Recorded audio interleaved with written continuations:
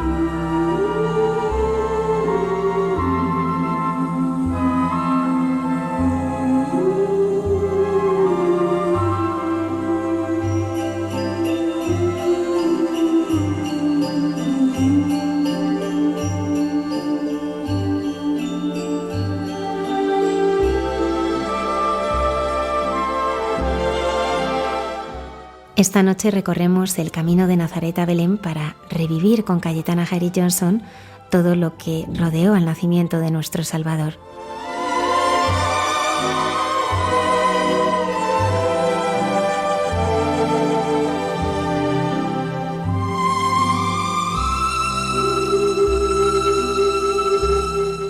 También nos acompaña la hermana Carmen Pérez, que nos ayudará a profundizar en el misterio de la Navidad.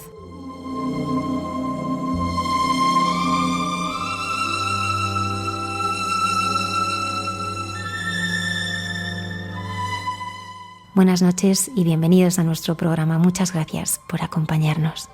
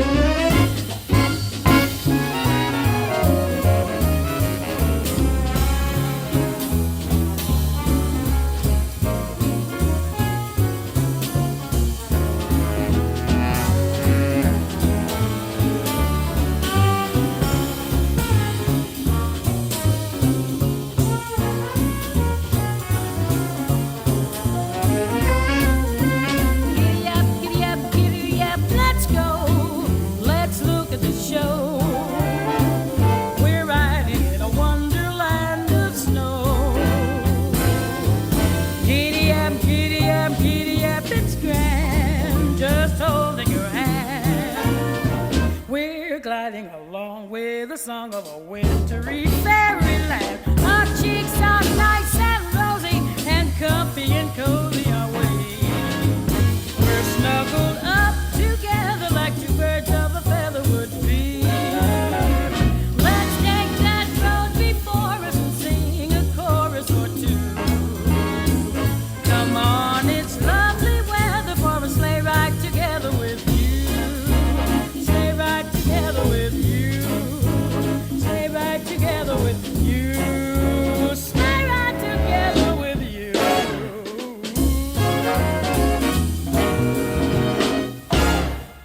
San Ignacio propone en los ejercicios espirituales ejercitarse como un esclavito indigno, viéndolos, mirándolos, contemplándolos y sirviéndolos.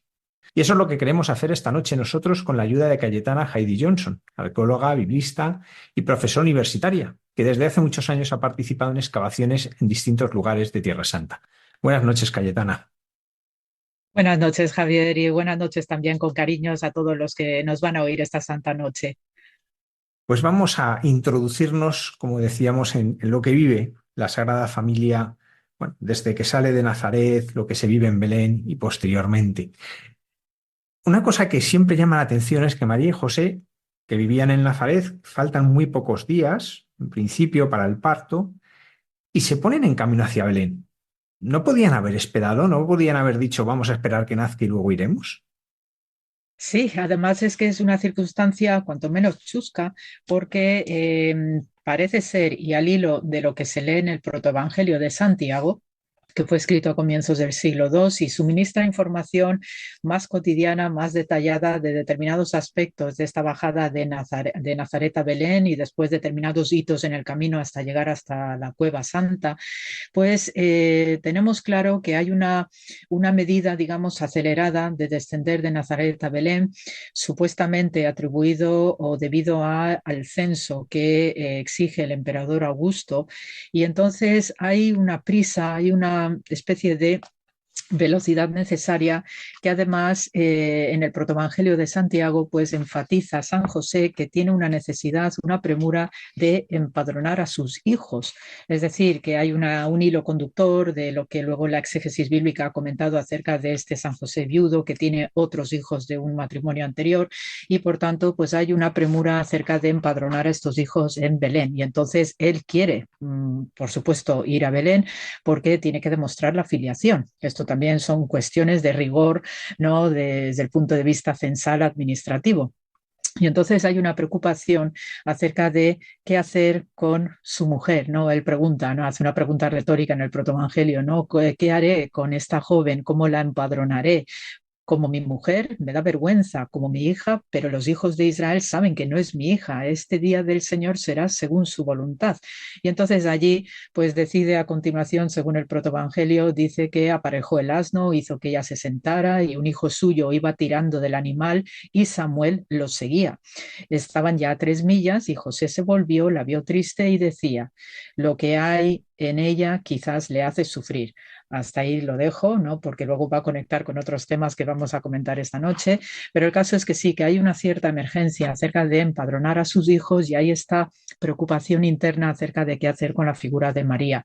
Yo creo que es simplemente una cuestión práctica de administración romana en este periodo y por tanto pues hay esta exigencia de que para empadronar a esos hijos que tiene José de otro matrimonio, no es viudo, pues se hace necesario, ¿no? Que el padre esté presente para figurar en el censo, dar fe de que son sus hijos. Esto de entrada en esta primera información. Como esto habrá llamado la atención a más de un oyente, es un protoevangelio. ¿Qué valor tienen para nosotros? Pues sí, a mí yo disfruto mucho con estos textos porque aunque la tradición exegética y por lo menos desde el punto de vista de la tipología siempre se los llama apócrifos y cuando se menciona la palabra apócrifo pues como que hay una cierta reverberación negativa, como algo que la Iglesia ha secuestrado, ¿no? Al resto de los creyentes y cosas un tanto siniestras. A mí me gusta más hablar de literatura parabíblica y probíblica porque también nos dan una serie de detalles que es también propio del interés de la gente, del común, no tan común, de los creyentes o no creyentes, ¿no? Que nos suministra una serie de detalles, ¿no? De vida cotidiana, de situaciones muy cercanas a lo que también lo que nosotros vivimos de manera cotidiana, como estas cuestiones tan domésticas de hacer un censo, un padrón para nuestro discurso. Y entonces, pues, enriquecen mucho, ¿no? Dan ciertos detalles que fruto de estos autores que escriben estos textos, como el Protoevangelio de Santiago, pues luego nos suministra un filón importantísimo a la hora del pico y la pala. Y entonces, por una serie de detalles que podemos ir rastreando en este tipo de textos, pues podemos luego irnos conduciendo o reconduciendo y las devociones que se van gestando y gestionando a lo largo de siglos para luego, pues cuando llegan los tiempos recientes en los cuales pues tengo la enorme bendición de participar, ¿no? Con nuestras etapas de verano polvorientas y a 50 grados y demás, pues la verdad que es un regocijo ver cómo luego vamos exponiendo y colegas de profesión también pues van sacando determinados lugares que luego cuando uno lee de cerca estos evangelios como otros tantos textos, incluso los de información adicional, ¿no? Propios de autores romanos o de autores griegos y etcétera, pues nos enriquece muchísimo, ¿no? A la hora de entender y de interpretar pues realmente cómo se ha ido creando, cómo ha ido creciendo, ¿no? Toda esta tradición cristiana de una familia judía, sencillita, que simplemente estaba haciendo lo que tenía que hacer en esas fechas, ¿no? Desde un puro punto de vista pragmático y de ciudadano, pero que luego nos va a dar también una conducción de lo que es la historia sagrada, simplemente con un hecho tan simple como esto del padrón. Sí, esto hay que recordar que con los libros que han pasado al canon, los evangelios que conocemos son los que nos dan una información a veces muy concisa. Y sin embargo, todos los protoevangelios, como bien decías, están llenos de datos, de algunos de la imaginación, otros datos de la época, y sin embargo, son muy desconocidos, pero casi nadie se da cuenta que casi todo, la iconografía que tenemos, nacen de los protoevangelios, y que por tanto muchas de las imágenes nacen de ahí. Y esto pasa, por ejemplo, cuando cantamos el villancico de Nazaret a Belén, hay una senda, por ella van los que creen, las promesas, y uno va por primera vez a Tierra Santa y baja desde Galilea hacia Judea, desde Nazaret a Jerusalén y a Belén, lo que llama la atención es que lo de la senda idílica no existe, que más bien, sobre todo si bajas por una parte, lo que hay es un desierto. ¿Cómo sería este trayecto? ¿Cómo lo vivieron ellos? ¿Cómo se hacían cosas que ahora son unas horas de autobús, de coche, y entonces eran varios días? Sí, sí, Javier, bien apuntas, ¿no? Debió ser un camino pues árido, difícil, sobre todo porque la costumbre era viajar a pie prácticamente, o sea que quien tuviera posibles económicos podía permitirse un carro, un caballo, ¿no? Que eran ya animales que funcionaban en su tiempo. La costumbre más habitual y desde hacía ya tiempo atrás pues es tener un asno y eso también implicaba tener una materialidad económica para permitirse este tipo de animal de carga, pero lo habitual es ir de pie. Entonces, obviamente, el camino debía ser complicado y sobre todo llevando a una mujer que ya está en el tramo final del embarazo, por lo que se lee en el protoevangelio. Y entonces debieron tomar el camino que se dirigía hacia el oriente. Es el camino más factible porque también son caminos que utilizamos hoy. Y debieron tomar este camino hacia el oriente, bordeando la zona sur de lo que es el mar de Galilea, para seguir en paralelo, descendiendo por el Jordán. Entonces, porque también es importante tener un acuífero de agua dulce cerca, pues para poder sostenerse en este camino.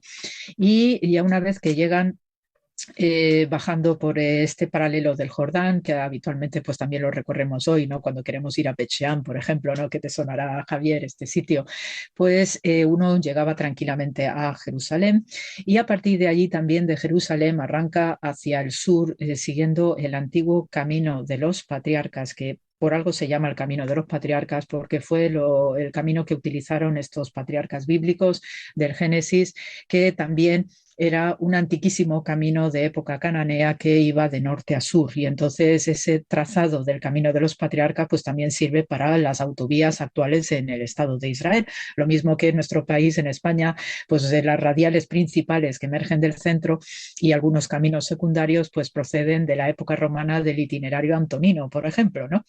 Entonces, pues este tipo de caminos sí se conocían, eran muy habituales su tránsito, y especialmente en el tramo ya que va de Jerusalén a Belén, pues ahí tenemos hitos importantes, y afortunadamente la arqueología también nos ayuda a desvelar, pues por la práctica de la devoción, la peregrinación anónima, ¿no? Porque todo lo que sabemos de estos caminos, itinerarios, prácticas, costumbres, lo debemos a los relatos de peregrinos, y especialmente los mejores para mi punto de vista pues son a partir del siglo XIII, XIV, XV hasta el XVIII aproximadamente, donde tenemos sí narraciones abultadas, hasta con mapas, con dibujos, y muy llenos de contenidos, de costumbres y de prácticas que se estaba haciendo ya en Tierra Santa, que además enriquece de manera extraordinaria, pues haciendo el ojo hacia atrás en el tiempo para entender qué es lo que estaba haciendo la Sagrada Familia en particular, y su contexto y su ambiente.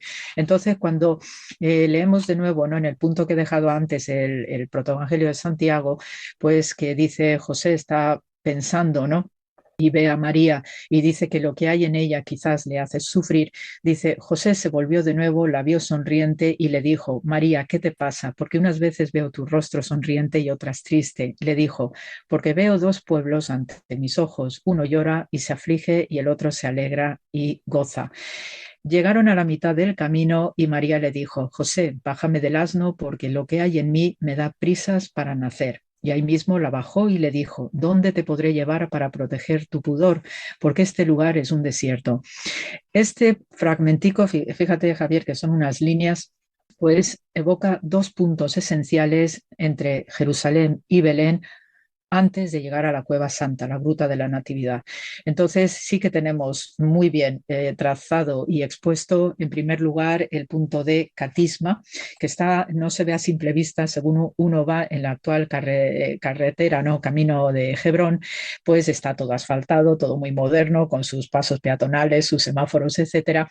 Y este camino pavimentado, moderno, pues los israelíes tuvieron que desviar su trazado en su momento, porque al momento de hacer el trabajo de los albañiles, de los trabajadores de carretera, pues descubrieron unas ruinas, los restos de unas ruinas, porque no hay nada en pie, es decir, que solamente tenemos la planta. Y es el punto que se conoce desde el siglo V como el catisma, que es el trono de la Virgen María. Y este lugar es una estructura octogonal que conserva restos de mosaicos, y según este protoevangelio de Santiago, parece ser que es este el punto donde San José bajó a María del asno para que descansara y tomara algo de agua. Entonces, la tradición piadosa sitúa en este punto llamado catisma, pues una piedra donde María se sentó, y hay un terebinto que se inclinó para darle sombra a la Virgen María. Entonces, claro, la devoción y la tradición oral de aquellos anónimos, de aquellos que ya estaban conociendo estas historias, y entonces lo que hacen es comunicarlo pues al venerable de turno, que va a escribir una crónica, una descripción de estas prácticas piadosas, pues hablan de este lugar llamado catisma, que ya te digo es una estructura octogonal. Hay fotos, ¿no?, en el Google Maps, si uno quiere cotillear en internet, pues se ve, ¿no?, la planta desde el aire, y es un sitio, pues cuando uno va por la carretera actual de Hebrón, pues hay que estar atentos para ver dónde está el lugar, porque no hay ningún muro, no hay nada en pie y solamente es una cuestión de suelo. Y precisamente esta estructura octogonal, pues sí se corresponde, ¿no?, con lo que es la arquitectura paleocristiana, esta gematría, esta numerología santa del 8, que representa lo que ya está más allá de lo que es el séptimo día de la creación en que Dios descansó, y que significa eternidad. Y está asociado fuertemente al número del Padre. Entonces, por esto, las estructuras paleocristianas tienen una fuerte tendencia o preferencia con las estructuras octogonales. Lo mismo tenemos en lo que es la ínsula sacra, la casa de San Pedro en Kefarnaum, que también tiene una estructura octogonal paleocristiana, y esto es un lugar delicioso porque también ahí confluye una parte simbólica y preciosa de los Reyes Magos, que ya esto lo comentaré algo más adelante, ¿no? El caso es que este terebinto, ¿no?, que es un árbol, es una conífera que sirvió para dar sombra a la Virgen María, pues luego de una vez que ella ha descansado, pues continúa en el camino, y dentro de la tradición ya desde muy temprano de peregrinación cristiana estaba en primer lugar, inmediatamente antes de ir a la Gruta de la Natividad, el visitar la tumba de Rachel, la matriarca Rachel, que está a la entrada de Belén. También tenemos restos arqueológicos, tanto el catisma como la tumba de Raquel, pues ha estado investigado, excavado, muy bien pautado todo por las autoridades israelíes y también con colaboración con las autoridades cristianas pertinentes, porque obviamente hay que trabajar en equipo para luego también hacer las interpretaciones, la exégesis, etcétera, y todo lo que rodea al mundo paleocristiano. Y la tumba de Rachel, pues sí coincide con lo que la tradición del Antiguo Testamento sostiene acerca del punto donde Raquel, la matriarca, fue enterrada cuando parió a Benjamín. Entonces, este mundo de Raquel, ahí sí hay unas cuevas que se cree que sirvieron, ¿no? Estas cuevas en la zona para favorecer un enterramiento hipogeo, que es la costumbre desde muy antiguo de la tumba cueva en todo Israel. Pues sí, hace que haya esta profecía de Jeremías 31, donde se nos dice que Raquel llora por sus hijos. Tiene un sentido interpretado desde el punto de vista de la hermenéutica judía, porque en este punto donde está la tumba de la matriarca Rachel salieron los deportados junto con Jeremías entre ellos, a Babilonia, el exilio de Babilonia. Por ahí salieron. Y entonces por ahí, pues Jeremías tiene esta expresión profética al pasar por la tumba de Rachel de estamos yendo en exilio, en deportación, y por eso Rachel vuelve a llorar por sus hijos, porque precisamente Rachel, que es madre de José y Benjamín, José representa las tradiciones de las tribus del norte de Israel y Benjamín está unida a la tribu de Judá. Y tanto unos como otros sufrieron deportación y exilio. El norte preferentemente sufrió el exilio de los asirios, ¿no? Especialmente en el siglo VIII, que fue muy, muy dura. Hubo ahí una traslación de gentes de manera abundante. Y luego en el sur, Judá, que incluye a Benjamín, pues también fueron deportados a Babilonia. Entonces, por esto es el llanto de Rachel por sus hijos.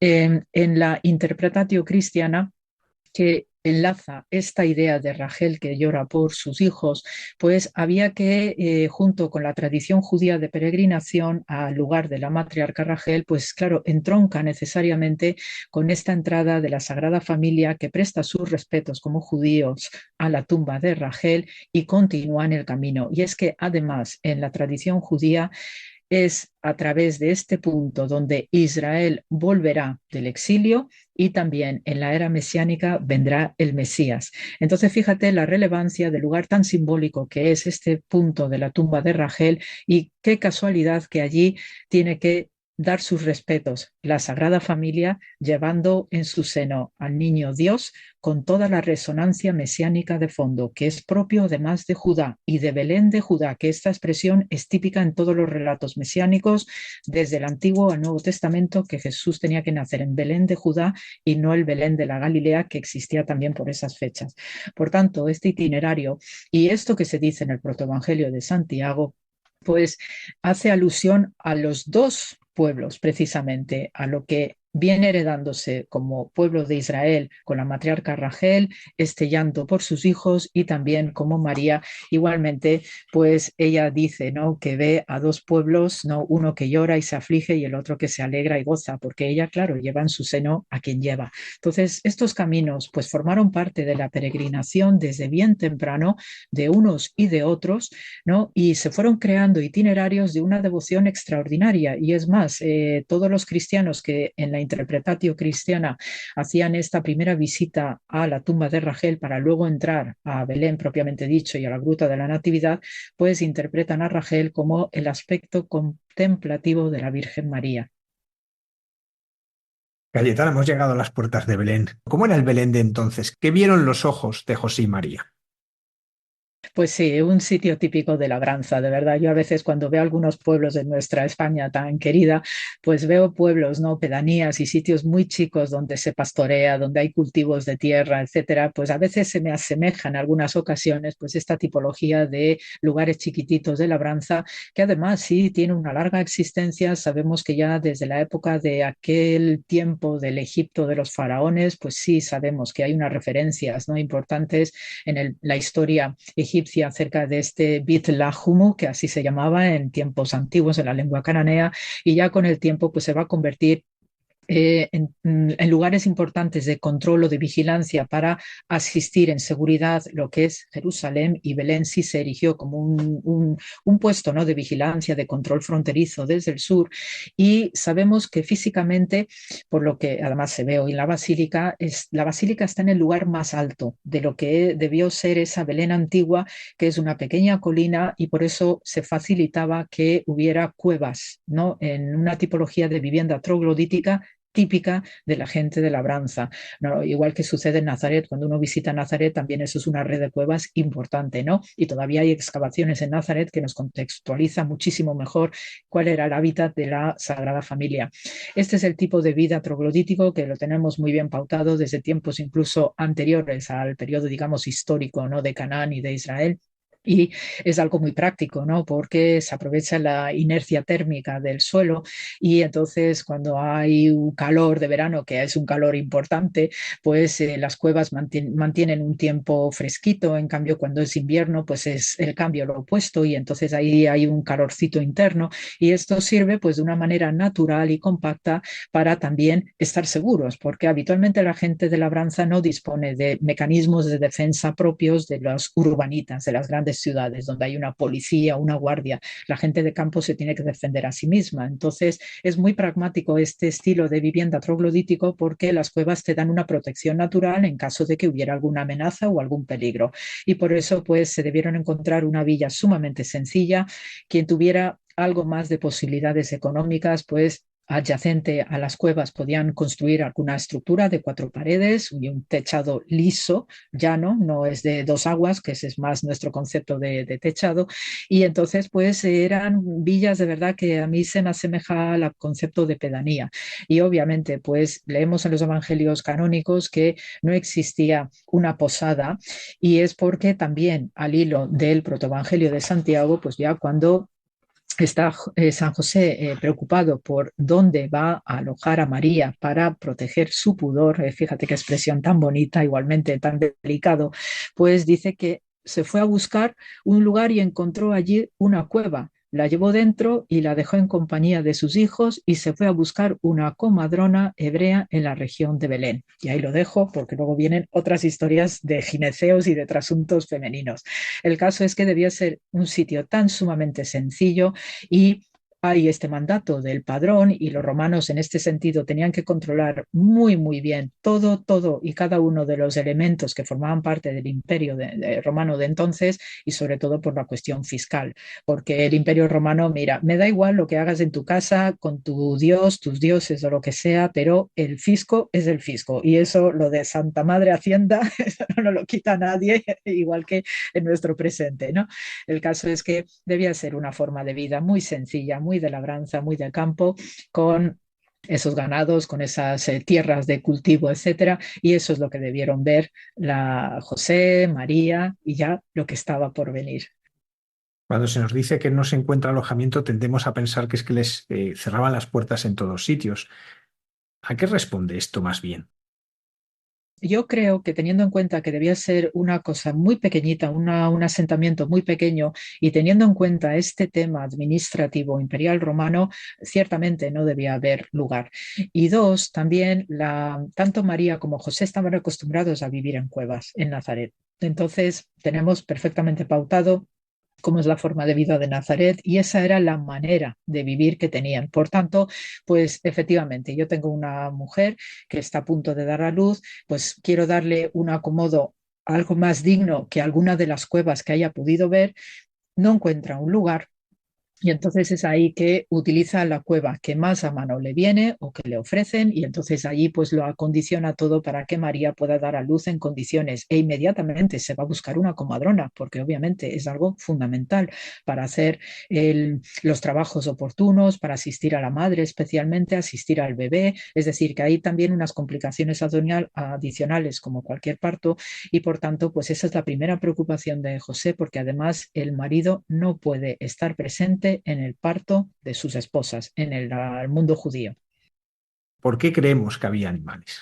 Es muy habitual, ¿eh? Todo este tipo de cuevas era muy habitual que hubiera estabulación, sobre todo en las épocas en las que va a hacer más frío o que ya no es temporada de que o hubiera lluvias o granizo, ¿no? Este tipo de momentos es muy habitual que se estabulasen animales, sobre todo los que tuvieran un valor económico para la unidad familiar. Entonces, el tener una mula es esencial, un asno, cualquiera de los tipos de pollinos que haya, ¿no? Porque son animales de carga, de transporte. Buey, obviamente, porque el buey forma parte de lo que es el trabajo del campo, es el arado, el que tira, el que tiene el yugo y tira, ¿no? Pues para poder trabajar en la tierra. Y luego, pues, están los animales chicos, ¿no? Como las ovejas, con sus corderos o cabras, ¿no? Si se dieran.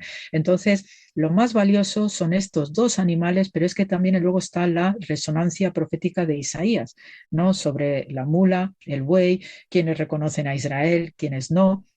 Entonces, hay todo un hilo conductor, por analogía, que también es propio, ¿no? De la mentalidad exegética espiritual del antiguo Israel, igual sigue hasta hoy, donde hay todo un hilo discursivo, ¿no? Que se puede rastrear desde toda la poesía profética del Antiguo Testamento que enlaza con estos animales que, por otra parte, sirven para lo que es el día a día, ¿no? A la vida cotidiana de carga, de trabajo en el campo, pero también con estas fuertes resonancias sapienciales, proféticas de grandes como Isaías, que es el profeta del mesianismo por excelencia. Entonces, es habitual tener lo más valioso dentro de la cueva, que incluye enseres, incluye también una despensa y también las personas, ¿no?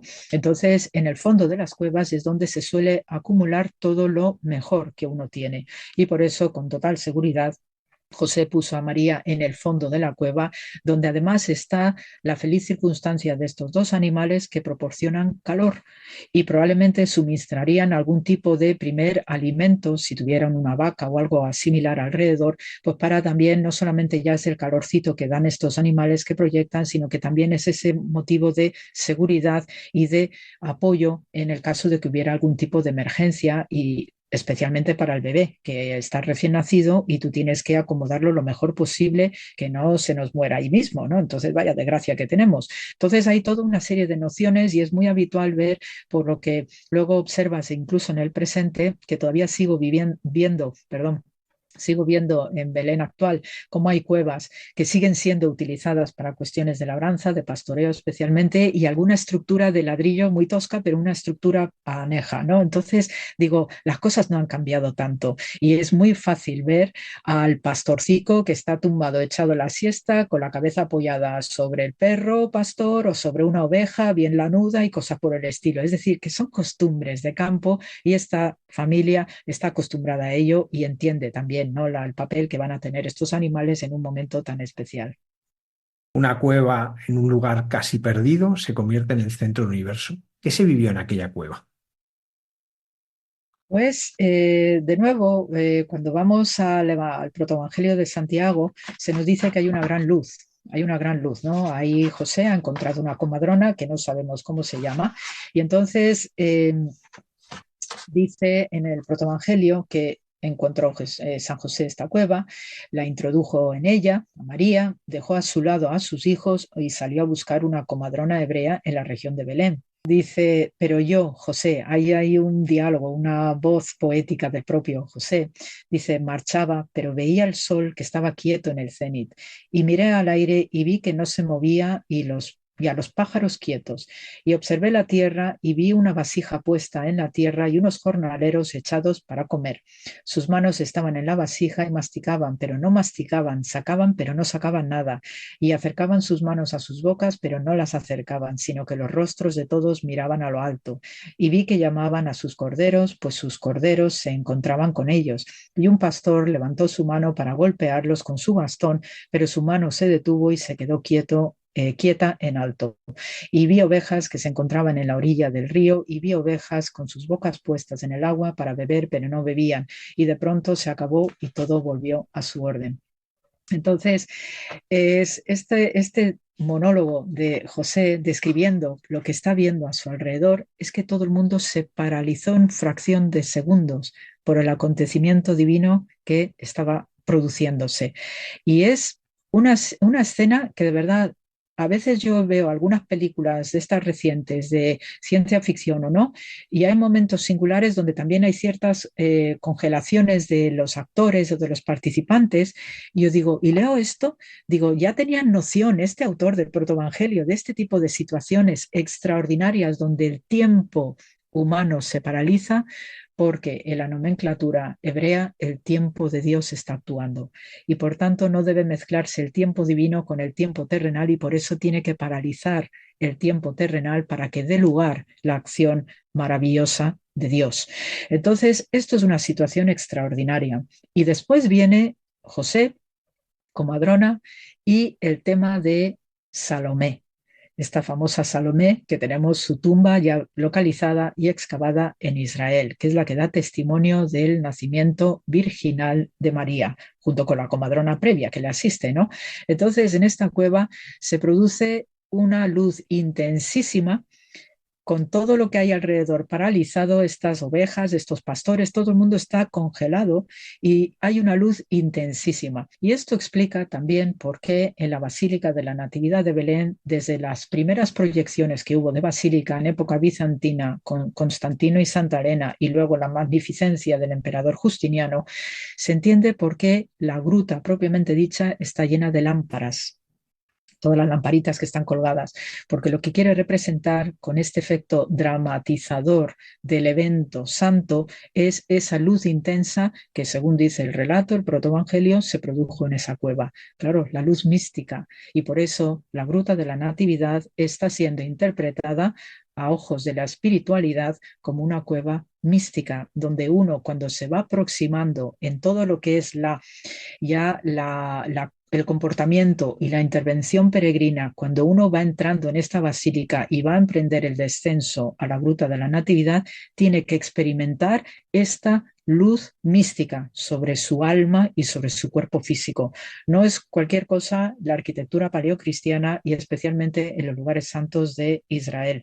Son de verdad elementos extraordinarios, llenos de luces, cuando uno está en la Basílica de la Natividad bizantina y ahora lo que se ve pues es todo el resultado ya de evolución de siglos con lo que dejaron los cruzados ya en su estadio final, pero todavía conserva esa atmósfera que dejaron los bizantinos y lo continuaron los cruzados de mosaicos espectaculares donde hay teselas que están recubiertas en la parte que pega la pared de láminas de oro y con las ventanas que hay en lo alto se cruza una luz que reverbera de manera especial en estas láminas de oro detrás de cada una de las teselas de los mosaicos de la Basílica de la Natividad de Belén.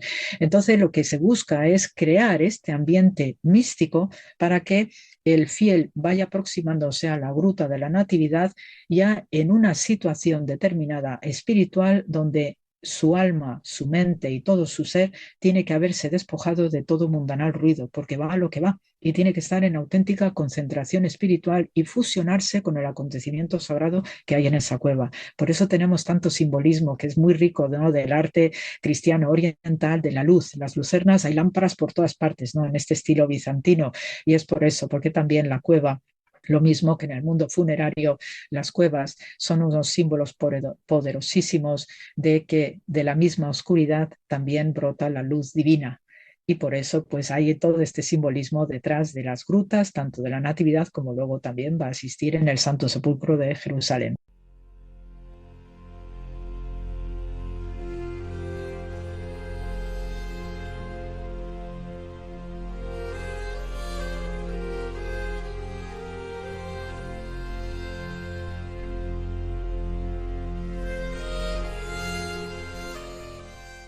Cayetana, has sacado un nombre a la palestra que es Salomé. ¿Qué sabemos de ella? ¿Quién es? Ay, la Shulamit, esto en hebreo el nombre es Shulamit y es la misma raíz, el nombre de Salomé es la misma raíz en femenino de Salomón, ¿eh? Y entonces, pues este tipo de nombres son también muy relevantes como tantos nombres que tenemos en nuestros protagonistas bíblicos, y sobre todo son nombres de tiempos mesiánicos. No es casualidad que esté el nombre de José. Yosef en hebreo pues significa el que añade, el que suma, el que incrementa. También tenemos el nombre de María, ¿no? Como Miriam o Mariam, y entonces este nombre pues indica la que es exaltada, la que es subida de categoría también. Y Salomé pues es que es la misma raíz de Salomón y de Shalom, por cierto, pues la etimología del nombre de Salomé es la que lleva a la perfección, a lo que está completo. Y por eso, pues cuando se saludan los hebreos y dicen Shalom, pues lo que te están diciendo, ¿no? Deseo, en el fondo, deseo que todo esté bien contigo. Eso es lo que representa. Entonces, esta Salomé, pues hay diversas tradiciones que dicen que es prima de María de Nazaret. Otros también lo asocian a la Salomé que está en la crucifixión, y tiene algunos hilos conductores con la figura, ¿no? de Salomé desde el punto de vista de su parentesco con la Sagrada Familia a través de María de Nazaret. Y entonces, pues cuando sale esta comadrona que había llevado José y asiste a María en el parto, pues claro, ella sale corriendo y se encuentra con Salomé y le dice que es que ha asistido a una mujer que ha tenido un parto virginal y que eso, por lo menos orgánicamente, con las mujeres es imposible.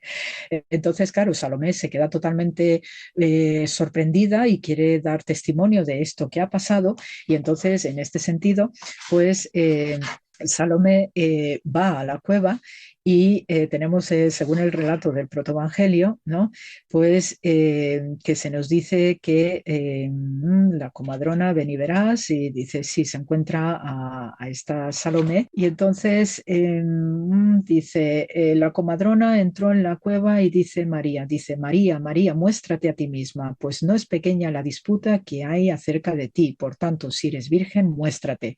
Salomé entró y se acercó y vio que era virgen. Salomé se lamentó diciendo, ay de mí, impía y falta de fe, que he tentado al Dios vivo y aquí que mi mano se quema y se me desprende. Es decir, que este episodio de Salomé, que por la duda pues se le queda la mano atrofiada, pues esto luego ella va a recibir un mensaje también, ¿no? de lo alto, ¿no? Y dice, Salomé se puso de rodillas ante el Señor diciendo, Dios de mis padres, acuérdate de mí, que soy descendencia de Abraham, de Isaac y Jacob, y no me pongas como escarmiento ante los hijos de Israel, sino que envía a los que me engendraron. Señor, tú sabes que en tu nombre ejerzo la medicina. Ojo con este dato, que tenemos a una señora que ejerce la medicina, y la recompensa la recibo de ti. He aquí que un ángel respondió a Salomé diciendo, Salomé, el Señor ha escuchado tu ruego, ve a presentar tus manos al niño, tómalo y obtendrás la curación y la salvación. Y Salomé se llena de alegría y efectivamente queda sanada. Entonces esta Salomé, pues también se ha especulado mucho acerca de esta figura, porque sí sabemos que desde el punto de vista arqueológico, la tumba de Salomé la tenemos localizada cerca de Belén, en Bet Lahi, y estaba localizada ya en los años 80. Estaba lleno de aluvión, de escombro, etcétera, y los Israel Antiquities, las autoridades israelíes, pues cuando iban ya haciendo las primeras prospecciones del lugar, pues observaron que todavía había veneraciones cristianas en el lugar, es decir, que la gente dejaba velitas, dejaba estampitas y cosas así, plegarias escritas en papel. Y entonces, pues ya por ese tipo de detalles, que fíjate qué chivato tan maravilloso tenemos, ¿no? De la praxis, ¿no? cotidiana y espontánea, ¿no? de fieles anónimos, pues ya emprendieron la labor de excavación propiamente dicha y tenemos un lugar maravilloso. Además es que desde el punto de vista material, pues es la tipología de las tumbas hipogeas típicas del siglo I, donde hay pues estos elementos comunes del banco de pudridero, después los nichos cojín, donde metías a los osarios, etcétera. Y sí tenemos más de 55 graffiti de peregrinos históricos en griego, en arameo y en árabe, porque también estos son lugares esenciales para las musulmanas, especialmente las mujeres. Estamos hablando de itinerarios de lo femenino, y las musulmanas también hacen estos recorridos de todo lo relacionado con la familia de Jesús, porque también tienen un tratamiento exquisito en el Corán, María, San José y Jesús. Y entonces, pues estos graffiti nos dicen mucho acerca de la devoción y la mayor parte de las nomenclaturas se refieren a Santa Salomé. Esa es la manera de identificar este lugar y además no sé cuántas lucernas de cerámica que se corresponde con un formato de lámpara que hay en el mundo romano tardío y bizantino, muchísimos porque lo que se veneraba, claro, era la cueva tumba de Salomé. Entonces ahí no hay ventanas ni nada y entras a oscuras, pero vas con tu lucernita, ¿no? Y también se detectó una estructura, digamos, una pequeña capilla interna en la cueva, ¿no? Tumba cueva de Salomé, donde estas veneraciones tempranas ya estarían dando lugar, ¿no? El caso es que el lugar tiene un encanto profundo, es un lugar que está aislado en un campo, ¿no? Porque también era una forma de enterramiento pues muy propio, no se entierran las ciudades, siempre tiene que ser fuera de lugares donde hay muchísima gente y entonces pues esta tumba a todas luces y por estas inscripciones, que es fundamental tener algún dato escrito, pues indica que la devoción es consistente durante muchos siglos acerca de este lugar y por tanto está plenamente identificada como la tumba de Salomé. Restos óseos no hay, porque ya pasa mucho tiempo, son los aluviones, etcétera, pero ya simple hecho de tanta devoción a través de estos grafitis nos tiene que decir mucho más. Y esto pues también es una gran alegría para todos los que estamos metidos en este mundo. ¿Dónde estaba José mientras el parto y qué hacía? Sí, sí, esto también está muy pautado en la costumbre, la tradición judía. Ellos entienden, ¿no?, que los alumbramientos, pues algo estrictamente de mujeres y las mujeres, pues también durante todos los meses de embarazo hay una serie de costumbres muy bien pautadas, ¿no?, para las mujeres embarazadas, donde aquello se convierte en un auténtico gineceo. Hay baños rituales judíos propios de embarazadas y las que van a parir, las que llegan al noveno mes y hay mikvaot, se llaman así mikvaot de mujeres, ¿no? Y tiene la mujer la obligación durante ese tiempo de embarazo que incrementar todas las acciones positivas habidas y por haber, como incrementar la donación de limosna, ¿no?, hacer actos de justicia, rezar muchísimo, leer la Torá, también es altamente aconsejable para la mujer embarazada. Y ya cuando se llega al noveno mes, entonces los baños rituales se incrementan y también, como parte de todo el proceso de embarazo, no debe visitar cementerios, no debe ver cosas horrendas, debe evitar el chisme, cosa, un detalle también muy chusco, y todo lo que sea feo, y alimentarse de la forma más estricta posible con la alimentación, siguiendo las normas del kashrut, toda la alimentación kosher. Entonces, si hay por algún desliz no hecho conscientemente de que ingiere algo que no es correcto, entonces hay también un protocolo pues, para que ella pueda, digamos, redimirse de no haber comido algo impuro, por ejemplo, porque siempre se te puede colar alguna cocina y entonces pues también se acomete, ¿no?, este tipo de tratamiento con respecto al cuerpo físico, pero también espiritual. El tema se hace mucha insistencia con la plegaria, sobre todo los salmos. Entonces, tanto el hombre como la mujer, porque el hombre aquí también tiene un papel destacado, aquí los embarazos, igual que los matrimonios, pues es cosa de dos y no solamente la mujer tiene estas normas, ¿no?, de tratamiento su cuerpo, porque son dos personas las que están ahí operando, sino que también el marido tiene una intervención necesaria y obligada, y el marido pues habitualmente está siguiendo una serie de prácticas de ir a la sinagoga también con mayor intensidad, reza una serie de salmos, especialmente reza el Salmo 20 todas las noches, que es un salmo mesiánico, por cierto, y repite con cierta insistencia el versículo 7 y el versículo 8.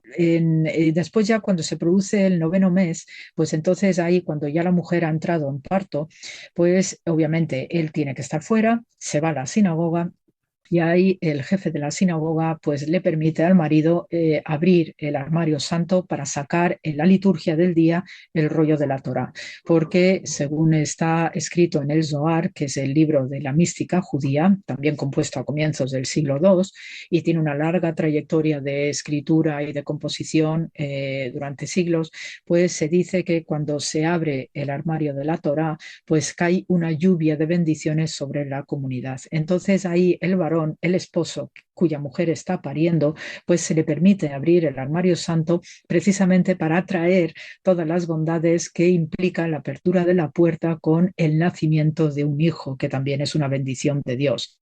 Y en ese momento, pues el marido, además de esta acción de sacar el rollo de la Torá, pues está recitando una caterva de salmos espectacular que pues incluyen Salmo 20, 21, 22, 23, 24, luego pues hay un salto a los salmos exorcistas como el 91, el 121, 122 y así tira millas hasta el final.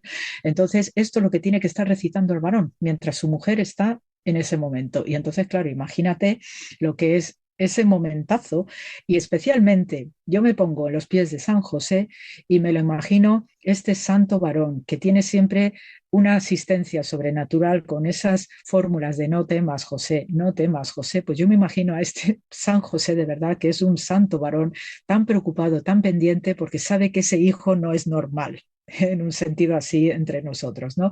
Y claro, para él debía ser tal la responsabilidad y tal la preocupación y luego pues está ya la parte de las mujeres, el gineceo, las comadronas y todo esto, ¿no?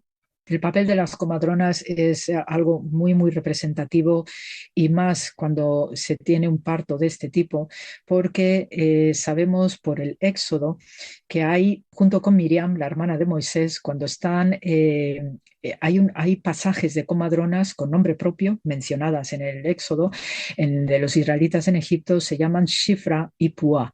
Y entonces estas comadronas son mujeres muy activas a lo largo de toda esta relación de los israelitas de Egipto con el faraón. Y precisamente son estas comadronas con nombre y apellidos junto con Miriam los que están animando con cantos y las panderetas y demás a ayudar a los israelitas al cruce del Mar Rojo que se les ha abierto de manera milagrosa. Y ese es un símbolo importantísimo para Israel de parto del Israel viejo al Israel nuevo, a través de estas aguas que son equivalentes a las aguas uterinas. Por eso, cuando se produce un parto, las mujeres, incluso hoy las judías ortodoxas, tienen en mente y mencionan en sus plegarias a Sifra y a Púa cuando están pariendo, porque establecen una conexión necesaria del alumbramiento de sus hijos como cuando Dios los sacó de Egipto con mano fuerte. Cayetana, además de arqueóloga biblista, profesora, como hemos dicho antes, de colaborar en muy distintas publicaciones como National Geographic, tú también conoces las lenguas de aquel entonces, el arameo, el hebreo. ¿Cómo suena uno de esos salmos, el que tú elijas? ¿Cuál era, por así decirlo, la banda sonora que José va entonando mientras su hijo está naciendo? Pues mira, precisamente he seleccionado porque los otros salmos tienden a ser muy largos y porque son muy letánicos también. Y entonces he seleccionado precisamente este Salmo 20, estos dos versículos, el 7 y el 8, y por razones muy concretas, porque es aquí donde se menciona el tema mesiánico y porque este Salmo 20 es el que el marido debía recitar todas las noches antes de irse a dormir. Entonces, ves, la exigencia del varón es altísima y además muy noble y muy recio y lo hacían a conciencia. Y eso es una práctica que todavía sigue hoy, porque yo pues en todas estas pesquisas, pues siempre cuando voy a Israel, no solamente es el pico y la pala, sino que hablo con rabinos, hablo con religiosos, porque también trabajo con algunos de ellos. Digo, oye, tú haces esto, porque claro, los que conozco que están casados, la mayoría tienen ya 2 o 3 hijos y demás, yo les pregunto cositas que a mí me resuena por la tradición rabínica que viene de lejos, que son costumbres, que la tradición es muy fuerte en Israel. Yo les pregunto, ¿seguís haciendo alguna de estas cosas? Dice, sí, seguimos rezando tal salmo, rezamos lo otro y no sé qué, estamos en la sinagoga cuando la mujer está pariendo y cosas por el estilo. Y que bueno, aunque ahora no hay nadie que esté dando a luz en casa, porque para eso tenemos los hospitales, pero sí, los hospitales en eso siguen cumpliendo la misma función. Y de hecho, hasta en esos hospitales los maridos se van a la sinagoga del hospital y hacen la misma función. Entonces, claro, pues todo eso con las modernidades, pero siguen teniendo el mismo comportamiento.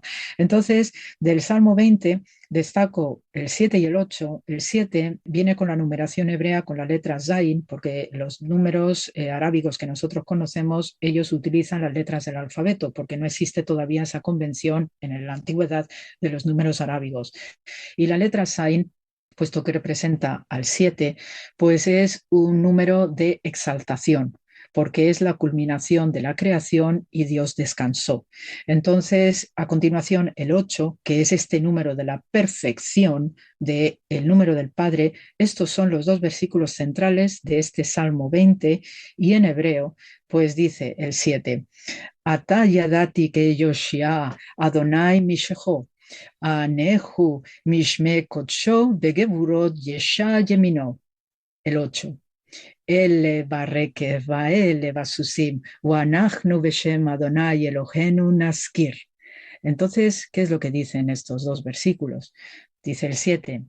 Y ahora yo sé que la salvación del Señor viene a través de su ungido, Meshijo, y es la misma raíz Mashiach que Mesías. Dice, y él responderá desde los cielos de su santidad, con la fuerza de su mano, de los actos de su mano de salvación. El 8. Y estos que van en carros y estos que van en caballos, ¿no? Se refiere al aspecto terrenal, ¿no? A los pomposos, a los que van fardando, ¿no? Del Rolls Royce de turno. Dice, nada tiene que ver con nosotros, Wanachnu, y nosotros, en el nombre del Señor nuestro Dios, seguiremos recordándole, seguiremos mencionándole.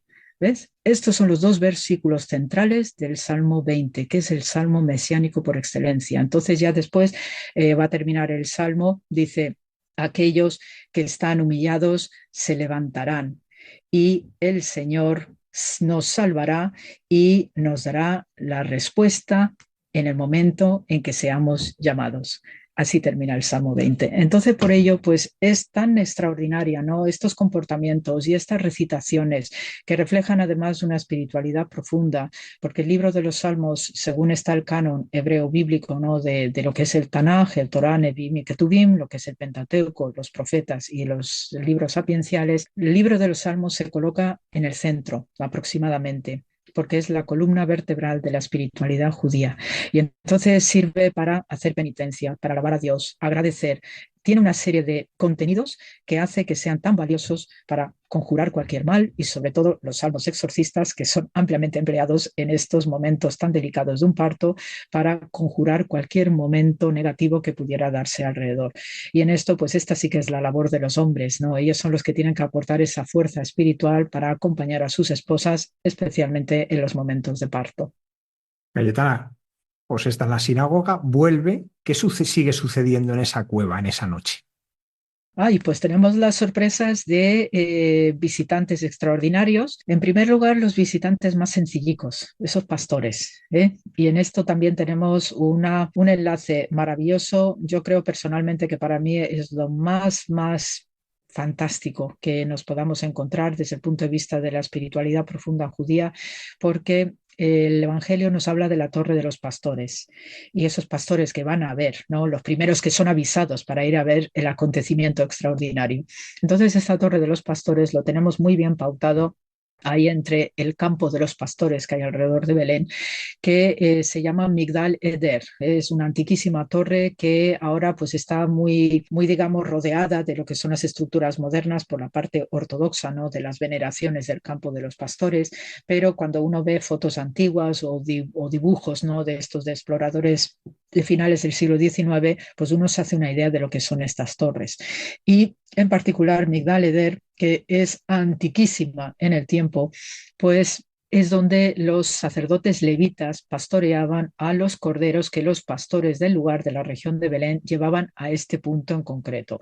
Los pastores levitas, los levitas eran los todoterrenos del templo de Jerusalén, es decir, servían para vigilancia, para construir, porque también son los responsables de la reconstrucción del templo de Jerusalén después del exilio de Babilonia, y también Herodes el Grande les encarga que sean los constructores del templo que renovó, porque tiene que ser hecho por manos santas. Entonces estos señores para mí de verdad son los todoterrenos de todo el templo de Jerusalén y se encargan también de pastorear a estos corderos que son llevados a Migdal Eder. La costumbre de los levitas es la selección exquisita de corderos que no tienen ninguna mancha, que están impecables, que no están mal hechos, ¿no? Desde el parto, del embarazo de la hembra, de los animalitos, y no deben tener huesos rotos, ninguna mancha, deben ser puros. Y entonces lo que hacen los levitas es, aparte de tenerlos pues estabulados y demás, cuando es el momento de llevarlos al sacrificio del templo de Jerusalén, que esa es la finalidad de Migdal Eder, los envolvían en tiras procedentes de la vestimenta sacerdotal propia de los levitas que habían quedado en desuso, y como lo sagrado no se tira a cualquier contenedor de basura, tú tienes que tener un tratamiento también muy delicado acerca de todo lo santo que ha quedado en desuso, que se ha roto, libros que ya se han quedado deformados, etcétera. Pues tú tienes unos sitios específicos o usos secundarios que preserven esa santidad del objeto, en este caso las vestimentas sacerdotales levíticas.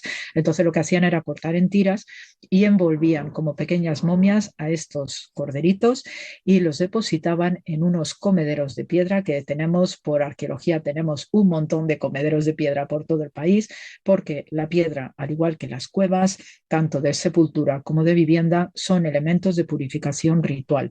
Y por tanto, estos comederos de piedra que aparecen en Belén, pues servían para, en el caso de Migdal Eder, la torre de los pastores, para depositar a estos corderitos envueltos en la santidad de las tiras de las vestimentas sacerdotales levíticas y ser transportados a Jerusalén, porque al depositarlo en estos comederos se quedaban inmóviles, se quedaban quietecitos y así no se podían lastimar, porque ya sabes lo que son los bebés de todas las especies, que son inquietos y se mueven. Entonces el cordero pues tiende a ser saltarín.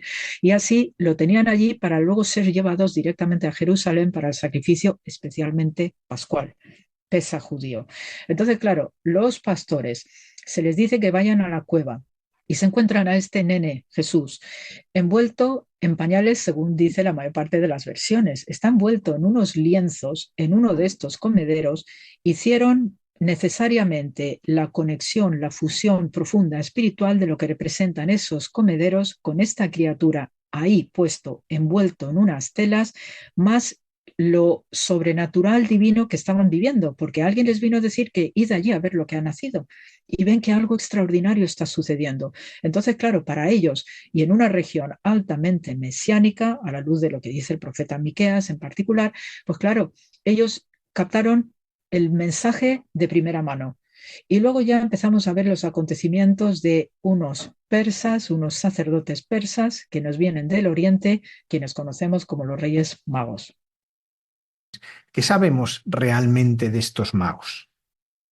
Sí, el tema de reyes, pues es por también la asociación de la realeza con el mesianismo, que es uno de los componentes del mesianismo judío, pero sí tenemos claro que son sacerdotes iranios de la antigua religión persa del zoroastrismo.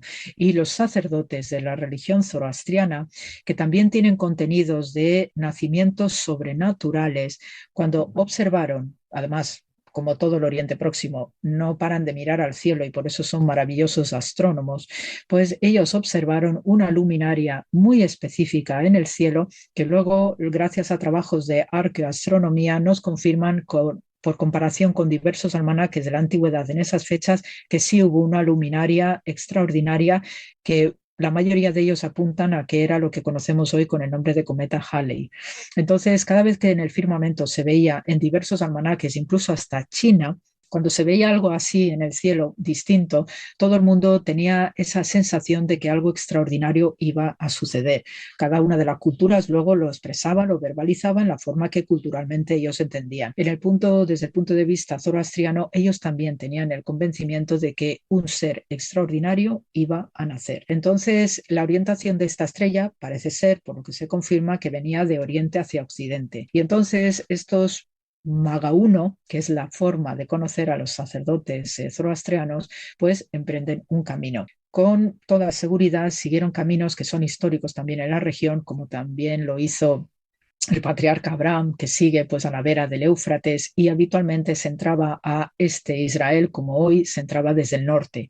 Y entonces, siguiendo itinerarios muy parecidos a los que hizo el patriarca Abraham, hay que entrar por el norte. Y ellos pues fueron descendiendo según iban viendo los movimientos de esta estrella formidable. Y van bajando y van a parar a Jericó, donde está Herodes. está en esos momentos Herodes.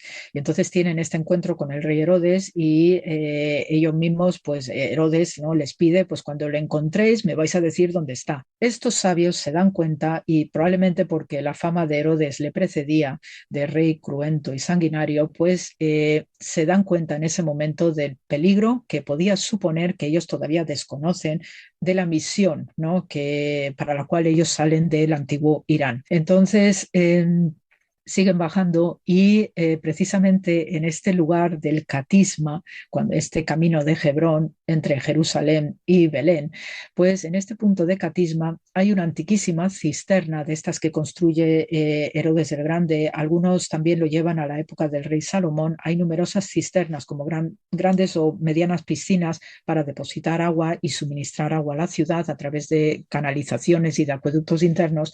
Pues ahí cerca de este Catisma hay uno de estos estanques, y dice la tradición también de todos estos peregrinos y estos relatos tan fantásticos, de verdad, que allí en la cisterna, al lado del terebinto donde María se sentó mientras iba de camino a Belén, la estrella se quedó congelada en el cielo un ratito, para que los reyes pudiesen dar de beber a sus camellos y seguir el camino, pero la estrella se quedó allí. Entonces hay una asociación muy curiosa en este punto del Catisma, donde no solamente está la estructura paleocristiana octogonal, el resto del terebinto no existe ya, porque por desgracia pues los peregrinos históricos fueron quitando hojas, ramas y cosas, y al final murió por pura inanición y desapareció. Pero sí tenemos restos de esta cisterna. Está lleno de hojarascas y de vegetación por lo que he visto en imágenes, y entonces nada se ha vuelto a reconstruir, pero sí queda esa tradición, porque también igualmente cuando los arqueólogos israelíes estuvieron trabajando el Catisma, se encontraron con restos probablemente de veneraciones cristianas que seguían dándose hasta hoy por restos de velitas y de cosas que se encontraron en el lugar. Entonces, claro, alguien todavía en nuestro presente está leyendo relatos, ¿no?, de estos peregrinos del pasado, y siguen haciendo sus devociones. Entonces ya a partir de allí, pues los magos, ya una vez que se han saciado, pues continúan su itinerario a Belén y llegan justo al punto donde la estrella se congela y cae directamente a un brocal que hay encima de la cueva. Y eso es lo que nos va a dar o justificar lo que hoy es, dentro de la Gruta de la Natividad, la cueva de los Reyes Magos, ese rinconcito que hay justo delante de lo que está ahora señalizado con la estrella de plata en el suelo. Entonces ahí se sabe desde antiguo, desde la época bizantina ya, que había un brocal, una especie de agujero, ¿no?, hecho sobre la cueva, pues para recoger agua de lluvia y cositas así, materiales, que era también una costumbre muy propia de la gente que vive en cuevas, ¿no? Siempre tienes algún pequeño orificio, abajo pones pues un pizos o una jarra o lo que sea para recoger agua, y también eso te suministra agua dulce de lluvia, ¿no? Entonces esa estrella entró, murió allí, y ese fue el punto concreto que indicó a los Reyes Magos o a los magos persas, zoroastrianos, que ese era el lugar donde había nacido el niño Dios, y llevan sus ofrendas. Con respecto a las historias de estos magos, estos sacerdotes zoroastrianos, pues tenemos las leyendas o las historias de Marco Polo, quien en el siglo XIII escribe en el Libro de las Maravillas que cuando iba a emprender su viaje hacia ya toda la zona del Oriente y Asia, pues primero quiso parar en el Próximo Oriente, y entonces sabe por toda esta tradición viajera previa que en Irán todavía se veneran las tumbas de los Reyes Magos, o de estos magaúno, estos sacerdotes zoroastrianos, y lo describe con todo lujo de detalles, incluso que ve los cuerpos, ¿no? En el Libro de las Maravillas, en el libro 31, describe con todo lujo de detalles pues cómo ve unas figuras con barbas largas. Entonces parece ser, por lo que es el entorno en la ciudad de Sabé, según describe Marco Polo, pues hay ciudades en este Irán de la época de Marco Polo, que ya es el Irán musulmán, porque ya Mahoma había llegado unos siglos antes, pues todavía se conservaban ciudades de la antigua religión zoroastriana, y hay unas cuantas. Sabé está cerca de Teherán, la actual capital, y hay otras tantas en el sur, pocas, pero hay todavía ciudades zoroastrianas hasta hoy. Y de hecho la población zoroastriana en el Irán actual está entre 15.000 y 20.000 personas. Y entonces estas tumbas de los magos que fueron a Belén, tal como le describen los iranios de entonces, son los que le indican a Marco Polo que ahí están enterrados. Entonces, claro, es una ocurrencia tierna, entrañable y también sugerente desde el punto de vista del relato, que ya no solamente competencia de lo que es el Israel bíblico o el antiguo Israel y todas las épocas venideras hasta hoy, es que también forzosamente tenemos conexiones interesantísimas de pueblos vecinos que también comparten de alguna manera el escenario de la historia sagrada, como este tema de los sacerdotes zoroastrianos que cuando visitan al bebé Jesús ahí en la Gruta de la Natividad, según continúa el relato de Marco Polo, los reyes o los magos le entregan oro, incienso y mirra. Ya sabemos lo que ello significa. Pero Jesús les entrega una caja con una piedra dentro. Y claro, los magos se quedan extrañados porque no entienden pues, cuál es el significado. Y de cara a un judío, la piedra pues tiene un significado de solidez, de consolidación, de afirmarse espiritualmente. Ese es el significado de todo lo pétreo. Por eso, cuando uno ve una tumba judía, hasta hoy, no se ponen flores, porque las flores es algo ya muerto, ya por sí, porque has cortado el tallo. Se ponen piedras, porque es la memoria de la persona que está ahí enterrada, la forma que sea, está enterrada y esa es la memoria que perdura en el corazón de la persona, de sus más allegados y más allá. Entonces la piedra tiene mucho contenido simbólico y esto los magos cuando volvieron a Irán captaron lo que representaba esa piedra porque cuando llegaron a su ciudad, como buenos sacerdotes, pues ellos abrieron la caja y tiraron la piedra a un pozo e inmediatamente ese pozo se llenó de un fuego sagrado que vino del cielo y fue tal la luminosidad sin quemar a nadie que les dio el mensaje final de lo que representaba esa piedra, que era para dar testimonio de lo que habían vivido en la Gruta de la Natividad. Esto conecta muy bien con lo que es el país de Irán desde el punto de vista geológico, porque los sacerdotes zoroastrianos son conocidos por ser adoradores del fuego, por algo que salía del subsuelo en forma de un líquido negro inflamable, es decir, petróleo. Entonces, claro, en la antigüedad, científicamente tú no sabes lo que es eso, porque todavía no había ese alcance, pero se sabía que brotaba del suelo, como también sucede en otros puntos del Mar Muerto hacia el sur, que hay cuencas petrolíferas, hay capas freáticas petrolíferas que conocemos hoy en la actualidad, que por eso tenemos todos estos países del Golfo, ¿no? Petrolíferos, incluyendo Irán.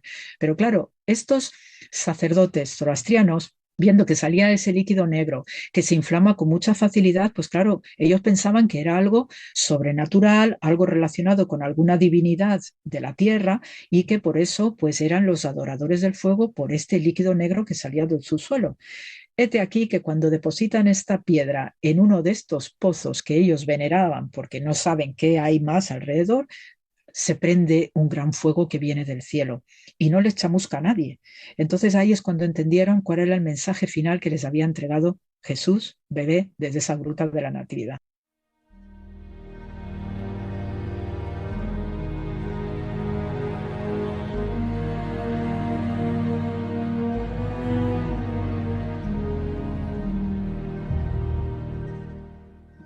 ¿Cómo es el Belén de ahora? ¿Qué memoria queda de lo que allí aconteció?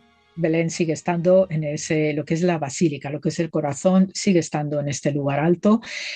Sabemos que está muy bien prospectado toda la red de cuevas que había en el Belén histórico, antiguo, y añadiduras que fueron dándose en el tiempo, también fruto de veneraciones, porque luego cuando se empieza a construir o proyectar ya las basílicas desde Constantino y Santa Elena en adelante, hasta lo que vemos hoy, que ya la estructura final es de época cruzada, siglo XII, por dar una fecha redonda, pues ahí todo esto se ha mantenido hasta hoy con lo que tenemos, cuando uno ve las imágenes de la Basílica de la Natividad, pues ve que hay un gran espacio rectangular, ¿no? Que es donde suelen estar todos los peregrinos esperando para poder acceder al interior del edificio, pues todo eso es lo que coincidía con el espacio del antiguo atrio de las basílicas bizantinas. Luego después atrás tenemos la tierna gruta o cueva de la leche, ¿no? Y entonces aquí también tenemos un escenario muy tierno y encantador con la Gruta de la Leche, la maternidad de María, por eso también forma parte de estos circuitos femeninos de veneración en Belén, porque allí forma parte, ¿no?, de toda la red de cuevas, pero está así exento. Entonces allí pues dice la tradición que fueron enterradas Paula, Santa Paula y Eustoquio, ¿no?, quienes acompañaban a San Jerónimo, que está en otra cueva. Y después allí también en época cruzada, pues sí sabemos, ¿no?, de enterramientos de caballeros cruzados, como sí ha expuesto la arqueología, ¿no? Luego hay diversos niveles de épocas bizantinas junto con las medievales, y este lugar pues es especialmente encantador. Además hay un icono al fondo, ¿no?, de María dándole, ¿no?, pecho, porque se cree que en este lugar pues es donde María dio una última lactancia antes de emprender el viaje a Egipto. Entonces, pues bueno, como va a ser un viaje difícil, pues vamos a alimentar bien al bebé porque entendemos que es un camino difícil. Entonces, dice la tradición piadosa del lugar que esta cueva, la lactancia de María al bebé, pues tiene una roca más blanca de lo habitual dentro de lo que es el conjunto de la piedra caliza que es propia de la región, ¿no? Entonces, según la tradición y la leyenda piadosa, pues María, como era tan nutriente, pues le salía la leche materna de manera espontánea y natural, y entonces salpicaba las paredes, y de ahí surge la costumbre piadosa de mujeres que desean tener buena lactancia o quedarse embarazadas, de rascar el polvillo donde está esta salpicón, si quieres, de la leche materna de María, lo mezclan ese polvillo con algún líquido y se lo beben. Esta costumbre sigue dándose hasta hoy, lo único que no se rasca la cueva, porque si no nos quedamos sin cueva, y entonces te venden unos tarritos con ese polvillo, y en cantidades mínimas pues no hace daño, porque no he conocido a nadie que le hubiera dado un jamacuco ni que se hubiera muerto, ¿no? Pero ves todo lo que es la tradición, digamos, popular, y este tipo de prácticas, ¿no?, para atraerse sobre sí mismo, pues estas situaciones tan extraordinarias, tan sobrenaturales, y sobre todo teniendo en cuenta también lo que va a ser la historia posterior de la salida a Egipto. También está el lugar del campo de los pastores. ¿Qué es? ¿Qué se puede descubrir allí? Sí, pues tenemos las veneraciones, obviamente, ¿no? Sé que teniendo en cuenta no solamente este acontecimiento, este hito de Migdal Eder, que forma parte de todo este ambiente del campo de los pastores, sino también lo que representa el lugar, porque fue allí donde estos primeros pastores pues tuvieron esa visión de este ángel que les comunica, que les avisa, ¿no?, id a ver lo que ha sucedido en la gruta y demás. Y entonces, pues obviamente sirve para itinerarios de devoción, sirve para estar en la tranquilidad, en el silencio que proporciona el campo, y todo relacionado pues con un ambiente, digamos, de inocencia, ¿no? Porque el mundo del campesino, el mundo del pastor, siempre ofrece una relación de tranquilidad, de que el tiempo no pasa, por ejemplo. Entonces, pues gente que no tienen una erudición académica, gente que no es urbanita, que es la que tiene la lógica y el sentido común que le proporciona el hecho de vivir en el campo y el día a día, lo cotidiano, que también nos dan alimentos, porque gracias a ellos tenemos los animalitos, tenemos la tierra que produce unos frutos, etcétera. Claro, nos da una sencillez vital que hace que los primeros ojos o testigos del acontecimiento extraordinario sea gente sencilla que no tiene ningún tipo de filtro, digamos, de tipo académico. Entonces, esa sencillez y naturalidad que ofrece el ojo de los pastores es lo que nos va a enlazar con la temática del Migdal Eder o la Torre de los Pastores que te he comentado hace un momento. Hemos hablado de los lugares santos dentro de Belén, pero Belén ahora mismo como ciudad, ¿qué se puede contar de ella? Pues luego tenemos todas las evoluciones que tiene pues por las denominaciones cristianas del momento. Hay que tener en cuenta que tenemos diversos hitos a la hora de las comunidades cristianas, ¿no? Y digo así en plural bien, porque tenemos pues los armenios, tenemos los ortodoxos, tenemos los católicos, y de hecho pues por el statu quo, que son todos este firman que establece el mundo turco para poder por lo menos mantener una estabilidad entre todas las denominaciones cristianas, pues después tenemos todos estos añadidos, ¿no? Los coptos, los etíopes también tienen sus pequeñas representaciones en todo lugar, porque es la devoción, ¿no?, que además conecta con el desarrollo de lo que es el cristianismo, no solamente hacia el occidente, hacia Asia, sino también hacia todo el entorno, digamos, africano y de la península arábiga. Entonces, estas denominaciones forzosamente tienen que estar ahí presentes porque hay después muchas tradiciones que se van a ir desarrollando, especialmente en relación a Egipto. Uno de los hitos, por ejemplo, cuando uno va a Belén actual, hay muchas tiendas donde se hacen muchas figuras de madera. De madera. Hay belenes de madera, los rosarios de madera, los cruces de madera, etcétera, pero buenas piezas de madera, ¿no? Y pulidas y preciosas.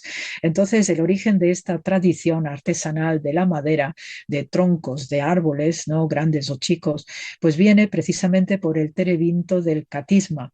Y es porque te comentaba hace un momento que este terebinto, con el tiempo todos los peregrinos pues querían llevarse algo, ¿no? Igual que por eso en Getsemaní, en el Monte de los Olivos, pues la custodia tuvo que vallar esos olivos también milenarios porque la gente quería llevarse hojitas y claro, al final los estás despeluchando y se te mueren. Entonces pues no había manera y había que acotar aquello, ¿no? El caso es que este terebinto, como lo que quedó fue el tocón del tronco del árbol, pues se lo llevaron a Belén. Y entonces allí, pues para evitar que muriese del todo y para dar testimonio de que ese era el terebinto que protegió, que dio sombra a María porque estaba cansada, pues se transformó en una imagen de la Natividad de Belén. Entonces, a partir de esa tradición, de este resto del terebinto histórico natural, pues surge esta otra tradición del tallado de las figuras de madera. O sea que esa es una conexión, pues para todos los que visitan Belén, pues siempre está llena las tiendas de este tipo de producciones en madera, preciosas, muy sugerentes también, pero viene precisamente por esto. El origen es esto, el haberse llevado el tocón, el terebinto que quedó y en vez de quemarlo, en vez de transformarlo en otra cosa, pues lo transformaron en una talla, ¿no? De madera santa. Y entonces ahí es donde arranca esta costumbre artesanal en Belén, especialmente. Sabemos que la Sagrada Familia, ya con Jesús en sus brazos, tienen que huir a Egipto. ¿Qué nos queda de la huida a Egipto? ¿Qué podemos saber? ¿Qué nos enseñan los relatos y qué nos enseña la arqueología y todo lo que se puede estudiar de esta huida a Egipto? De entrada, sí sabemos de caminos históricos, ¿no? Que eran las salidas habituales desde tiempos inmemoriales para ir a Egipto especialmente y la zona del Sinaí. Entonces había caminos históricos. Probablemente la Sagrada Familia pues evitó estos caminos que eran archiconocidos precisamente porque sabían la amenaza de Herodes. Entonces, utilizaron el camino que sale de Hebrón para cruzar frontera por lo que hoy tristemente oímos en las noticias, el punto de Rafah, que ya existía desde los tiempos de faraones de Egipto. Tenemos ya muy bien pautados en inscripciones de época faraónica, también de la época de los asirios, la época de los babilonios, también en la época griega ya hay un emplazamiento importante. Sabemos que la ciudad de Rafah estuvo en manos de los hasmoneos, luego en manos de Roma y tira para adelante. Y de hecho en época bizantina fue una sede episcopal importante y hoy conserva restos, ¿no? Tiene todavía iglesia cristiana. Entonces, cruzando desde Hebrón hacia Rafah es un lugar desértico, es difícil de transitar y ese es el único camino posible para la Sagrada Familia salir sin ser o tener la percepción de que están siendo perseguidos o amenazados, porque los otros caminos que iban más pegados a la costa mediterránea, esos sí que eran altamente transitados y sabemos que allí había guarnición, había pues una policía y que cualquiera en cualquier momento podía dar un chivato no estratégico acerca de esta familia especial. Entonces ellos, pues por pura intuición y por pura seguridad, escogieron este itinerario que es de los más difíciles. Ya una vez que uno cruza este punto de Rafah, pues va a entroncar con lo que es la zona norte del Sinaí y de ahí ya se dirigieron según tenemos la tradición copta de la Sagrada Familia en Egipto, que se desarrolla también desde bien temprano y gracias al patriarca Teófilo de Alejandría, que es considerado papa, porque también los coptos tienen la categoría de papas, ¿no? Es considerado papa y este buen hombre vive entre finales del siglo IV y hasta el 412 de era cristiana. Entonces él deja una crónica que se conoce con el nombre de Meimar o Minir, deja una crónica que luego los coptos, ¿no?, recogen en una antología llamada Senexcar, que recoge lo que este patriarca Teófilo de Alejandría escribe porque se le apareció en una revelación la Virgen María contándole cómo fue su vida en Egipto. Entonces, este venerable lo escribe y esto es lo que sirve para la devoción copta, hacer sus itinerarios de peregrinación y obviamente la construcción de iglesias. Entonces, la Sagrada Familia van a Egipto. Es un lugar archiconocido, no solamente para cananeos, sino para el propio Israel desde tiempos muy antiguos. Y se sabe que por lo menos desde la época de los persas aqueménidas, es decir, estamos a finales del siglo VI, siglo V antes de la cristiana, sabemos que había comunidades judías en Egipto y de mucha importancia, con sus sinagogas. Entonces, lo que hace la Sagrada Familia, pues ir a las comunidades judías. Y entonces está muy bien tipificada todas estas comunidades judías egipcias y suelen coincidir especialmente alrededor del Delta y del Cairo en particular. Y es allí donde van a estar viviendo, a veces pues teniendo que irse corriendo, porque, por ejemplo, hay una ciudad en este entorno, ¿no?, como Tel Basta, se llama así, donde dice la tradición copta que el bebé Jesús hizo una fuente y que también los ídolos de la ciudad cayeron al entrar la Sagrada Familia y esto provocó que la Sagrada Familia tuviera que abandonar. Luego hay muchos relatos en estos itinerarios coptos, ¿no?, de la Sagrada Familia en Egipto, gracias al patriarca Teófilo, que se va moviendo de norte hacia el sur y debieron estar en Egipto unos 4 años. En el conjunto debieron hacer unos 2.000 kilómetros y se tarda de entrar de Belén a Egipto 14 días y el regreso pues era mayor porque volvieron desde el sur de Egipto, volvieron hacia el norte para volver a atravesar la parte norte del Sinaí y entrar de una manera estratégica por la costa para no volver a Belén. Es decir, que decidieron no volver a Belén porque había todavía riesgo, había un momento convulso con el fallecimiento de Herodes el Grande y los hijos que dejó en las tetrarquías y por tanto pues estimaron más prudente volver a Nazaret, volver a una vida simplísima que había en la Galilea de entonces antes de irse a Belén porque en Belén el ambiente estaba bastante revuelto. Entonces, siguiendo con estos itinerarios de la Sagrada Familia de Egipto, pues no solamente digo por hitos importantes, ¿no? Hay un itinerario muy, muy interesante que además cada punto merece una investigación exhaustiva y eso sería ya para otro temazo de programa, pero por ejemplo tenemos el lugar de Sakha que dice aquí que se conserva el pie de Jesús porque hay una roca donde Jesús dejó la huella. Entonces esta piedra pues la tenían los coptos, los sacerdotes coptos de allí, la tenían bien escondida y ahora pues lo puedes venerar y ver, ¿no? Luego también hay otro sitio, Matarilla o Matatarilla también, que están todos alrededor del Cairo, y dice también que era un sitio excepcional donde había muchos árboles sicomoros, y entonces que María también solía protegerse del sol picante de entonces bajo los árboles de sicomoro. Siempre hay un árbol relacionado con el discurso femenino de María, ¿no?, en todos estos itinerarios de Oriente.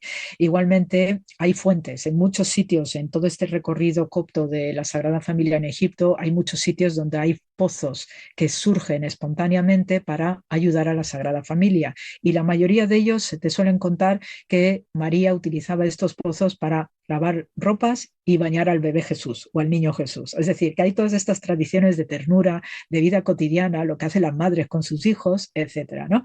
Luego hay un sitio que especialmente me es muy llamativo por estas conexiones que hay con el Antiguo Testamento, que es la iglesia de Abu Serga o el Padre Sergio, San Sergio, donde también está en el entorno del barrio antiguo del Cairo. Y esta iglesia tiene una gruta donde la Sagrada Familia vivió, también se refugió allí, y está vecina a lo que es el barrio judío de entonces, de la antigüedad. Y justo detrás se conserva la sinagoga, donde en esta sinagoga se preserva el pozo donde la hija del faraón pudo rescatar a Moisés, porque vecino y desde el punto de vista arqueológico están restos del palacio de Ramsés II. Fíjate qué acontecimiento. Y allí hay una gruta donde la Sagrada Familia se refugió, que forma parte de lo que es la comunidad judía desde antiguo, con estas tradiciones añadidas relacionadas con Moisés. Entonces, claro, para mí son hitos de verdad fantásticos, formidables, y de una ternura extraordinaria. Luego hay un punto en el Nilo que también, para salir del Cairo a través del Nilo, se llama Maadi, y allí se conserva, dice la tradición copta, que la Sagrada Familia se embarcó para irse hacia el sur de Egipto, y porque el sur de Egipto pues es otro ambiente, también uno pasa más desapercibido que lo que es la zona del delta, donde está precisamente el Cairo y Alejandría y todos estos sitios tan cosmopolitas. Pues ellos prefieren irse a lo discreto, a estar lo más aislados del mundanal ruido, ¿no? Y entonces tomaron este barquito por el Nilo, y en este punto de Maadi hay otra iglesia que también tiene sus veneraciones importantes por los coptos, donde se conserva en el escalón de embarcadero la huella donde pisó la Sagrada Familia para subirse a un barco. Y entonces se fueron hacia el sur. Y ya después, pues en el plazo de estos 4 años que debieron estar en Egipto, pues ahí ya reciben aviso de que ya pueden volver a su país, ¿no? Y entonces ahí emprenden de vuelta el camino hacia el norte. Y hay una doble tradición según los coptos. Por un lado, que tomaron un barco en Alejandría y se fueron por el Mediterráneo hasta lo que es hoy aproximadamente Haifa, el Monte Carmelo. Y hay una tradición más sólida, que volvieron por tierra, cruzando de nuevo por donde habían venido, el norte del Sinaí, cruzaron este punto de Rafah y sí tiraron por la zona mediterránea para evitar el centro del país, evitar pasar por Belén, evitar pasar por Jerusalén, y sí fueron yendo por la costa para evitar cualquier tipo de ruido relacionado con el centro de poder político, también donde estaban los romanos, etcétera, etcétera. O sea que evito todo ese mundo y me voy por lo más alejadamente posible. Y ahí es cuando vuelven a Nazaret y ya tenemos otra parte de la historia de la Sagrada Familia. Cayetana Heidi Johnson, arqueóloga biblista, pues muchísimas gracias por habernos llevado esta noche hasta la misma cueva y haber podido, como decíamos al principio, explicaba San Ignacio en sus ejercicios, oír, ver, sentir lo que en la noche de Navidad, en aquella primera noche de Navidad, se vivió. Y muchísimas gracias también por tu sección semanal, Jesús en su tierra, que tanto nos ayuda a profundizar en lo que nuestra fe nos enseña. No, y sobre todo yo estoy mucho más agradecida a vosotros por estas ocasiones de comentar estas cositas, que se pasa a veces desapercibido, y profundizar más en todos estos itinerarios que a mí también me fascinan personalmente, y además es que te dan mucha más curiosidad por ver y tocar, y sobre todo vivir de cerca lo que estos peregrinos históricos anónimos han llevado haciendo durante tantos siglos, y que sirven todavía para que en nuestro presente, los que vamos con el pico y la pala, podamos exponer gracias a lo que este pasado nos dejó. Así que, como siempre, para todos los que nos estén oyendo, pues paz y bien, como siempre digo, y con mucho amor. Gracias, Javier.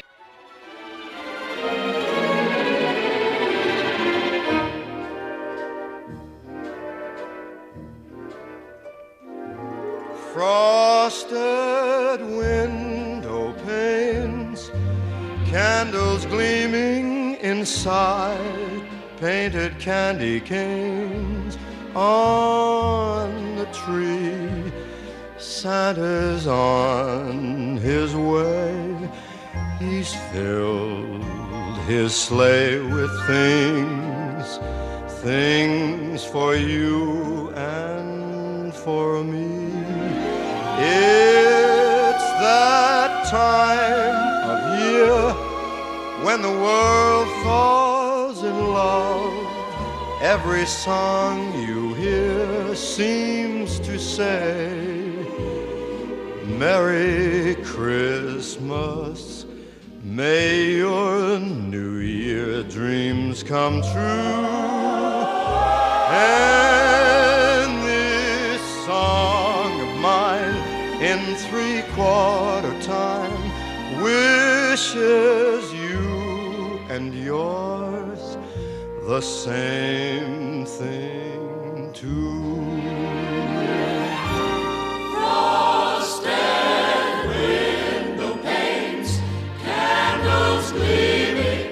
Inside painted candy canes on the tree.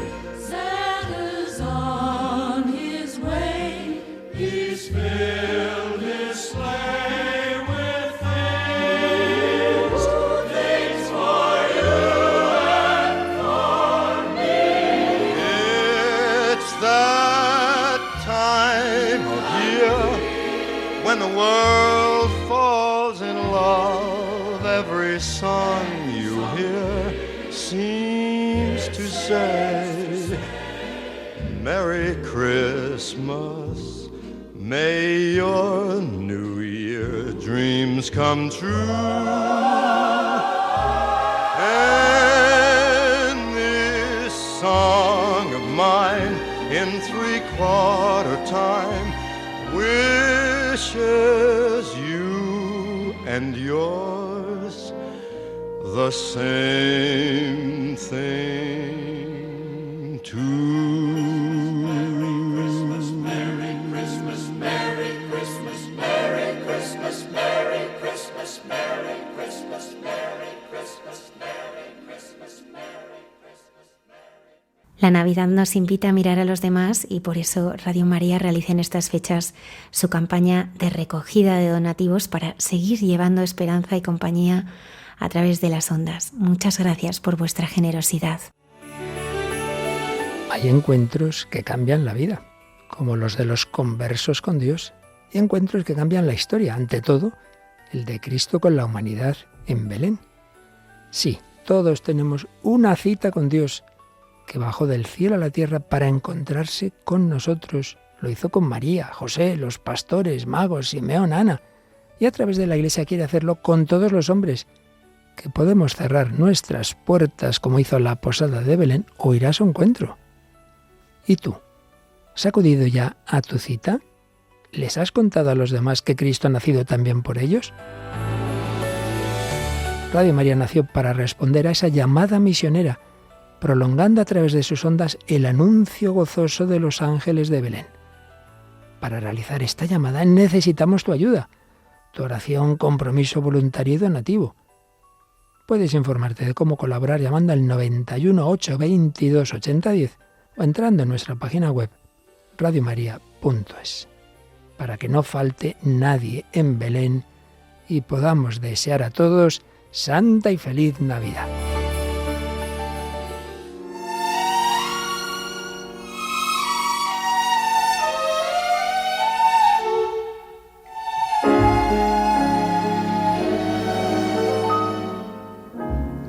Chestnuts roasting on an open fire, Jack Frost nipping at your nose, Yuletide carols being sung by a choir, and folks dressed up like Eskimos. Everybody knows a turkey and some mistletoe help to make the season bright. Tiny tots with their eyes all aglow will find it hard to sleep tonight. They know that Santa's on his way. He's loaded lots of toys and goodies on his sleigh, and every mother's child is gonna spy to see if reindeer really know how to fly. And so I'm offering this simple phrase to kids from 1 to 92. Although it's been said many times, many ways, Merry Christmas to you.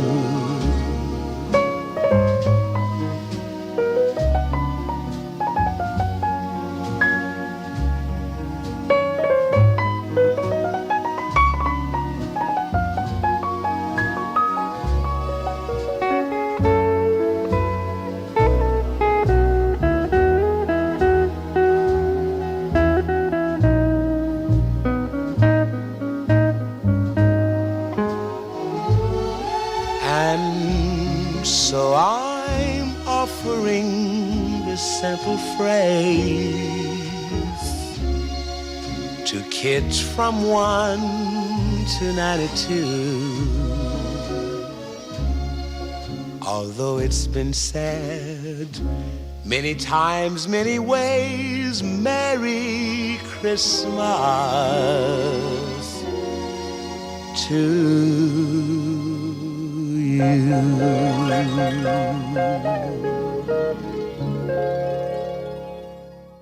En Entre tú y yo, la hermana Carmen Pérez y José Manuel Palomeque nos ayudan a profundizar en el significado de la Navidad.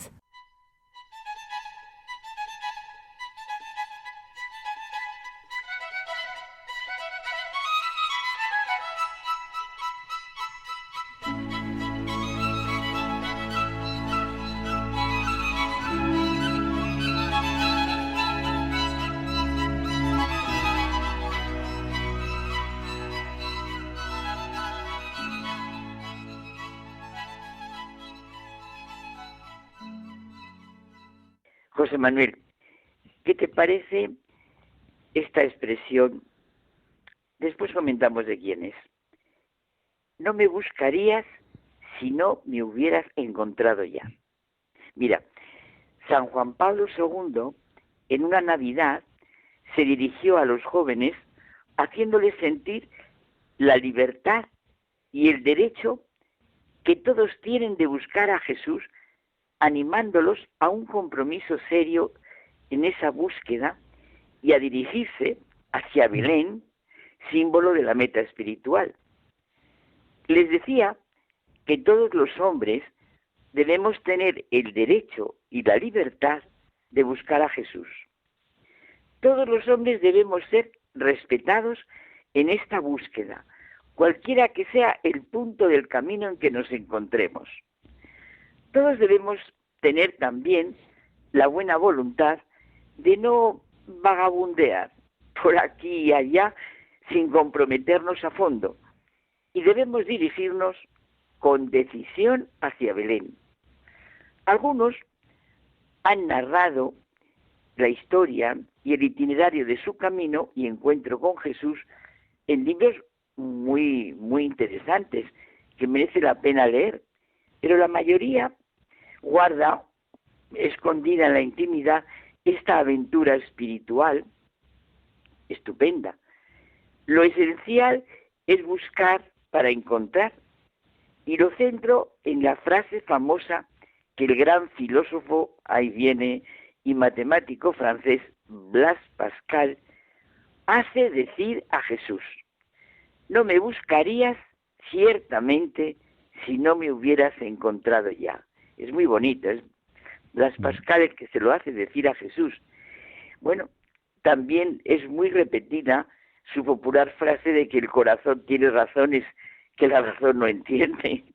Sí, mira, el Papa Francisco, en una carta apostólica, La sublimidad y la miseria del hombre, en honor a Blaise Pascal, en el año 2023, que hizo para conmemorar el 400 aniversario de su nacimiento, resalta su profunda búsqueda a las preguntas fundamentales sobre el hombre y Dios. Y dice que su experiencia conmueve a creyentes y no creyentes, porque hablaba y escribía de la condición humana de una manera admirable y universal, convencido de la verdad de la persona, de lo que busca desde lo más profundo de su ser, y solo se encuentra en la fe, la esperanza y el amor cristiano. Es verdad. Se puede buscar lo que uno no conoce. Desde siempre, el hombre es que es el eterno buscador de lo que anhela y tiene dentro de sí, creado a imagen y semejanza de Dios. No me buscarías si no me hubieras encontrado ya. Hay una anécdota simpática de un niño que a la hora de la comida se le acerca a su padre y le dice: papá, esta noche no me esperes. ¿Cómo que no te espere? ¿Por qué? Porque ya llegué, papá. Sí, está muy bueno. Desde siempre el hombre es el eterno buscador de Dios. Necesita afirmarlo, negarlo, dudar de él. En todas sus expresiones emerge lo que Zubiri llama la religación. El hombre es un ser religado. Todo en él es expresión de esa relación fundamental, religada a Dios, que es su dimensión constitutiva. Siempre se pronuncia con referencia a ella. Es ateo, escéptico, agnóstico, teísta, deísta, panteísta. No se puede buscar lo que uno no conoce. No me buscarías si no me hubieras encontrado ya. Ahí late siempre el famoso razonamiento de San Anselmo. ¿Qué decimos cuando negamos a Dios? Y por aquí va la experiencia concreta de Pascal.